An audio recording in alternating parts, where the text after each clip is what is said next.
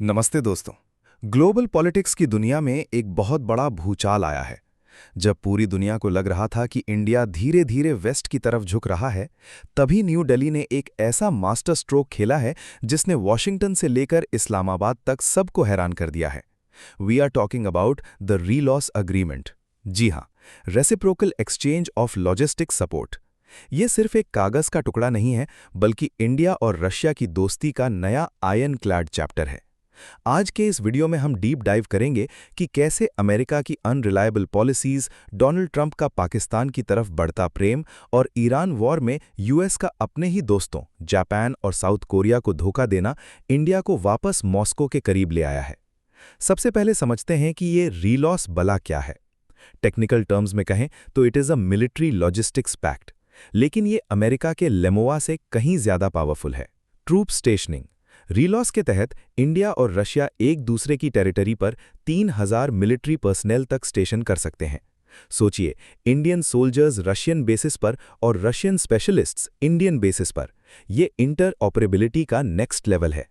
Naval and air assets. इस agreement में 5 warships और 10 मिलिट्री एयरक्राफ्ट को एक साथ होस्ट करने की परमिशन है। दी आर्कटिक एडवांटेज। सबसे बड़ा टेक्निकल विन इंडिया के लिए है आर्कटिक एक्सेस। रशिया ने इंडिया को अपने मुर्मंस्क और सेवेरोमोर्स्क जैसे स्ट्रेटेजिक आर्कटिक पोर्ट्स का एक्सेस दे दिया है।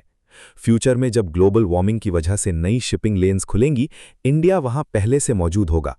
Barter system. सबसे इंटरेस्टिंग बात, अगर इंडिया रशियन फैसिलिटीज यूज करता है तो जरूरी नहीं कि पेमेंट्स डॉलर्स में हों। रीलॉस अलाउ करता है exchange of goods and services, यानी कैशलेस मिलिट्री कोऑपरेशन।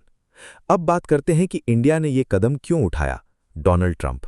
हिस्ट्री गवाह है कि ट्रंप की फॉरेन पॉलिसी ट्रांजैक्शनल रही है, यानी पहले मेरा फायदा देखो।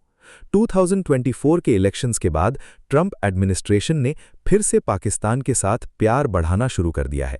जून 2025 में ट्रंप की मीटिंग पाकिस्तान के आर्मी चीफ से हुई, जहां मिलिट्री एड और सिक्योरिटी कोऑपरेशन की बातें हुईं। इंडिया के लिए ये एक बड़ा रेड फ्लैग था। जब यूएस फिर से वही पुरानी गलती कर रहा है, इंडिया के दुश्मन को वेपन्स और पैसा देना, तो इंडिया अपनी सिक्योरिटी के लिए यूएस पर 100% भरोसा कैसे करे। ट्रंप का अमेरिका फर्स्ट एजेंडा इंडिया के आत्मनिर्भर भारत के साथ टकराता है।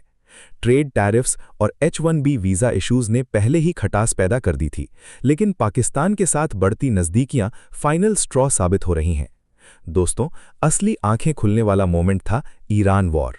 अमेरिका हमेशा कहता है कि वो अपने दोस्तों की रक्षा करेगा, लेकिन जब मिडिल ईस्ट में आग लगी तो यूएस ने क्या किया।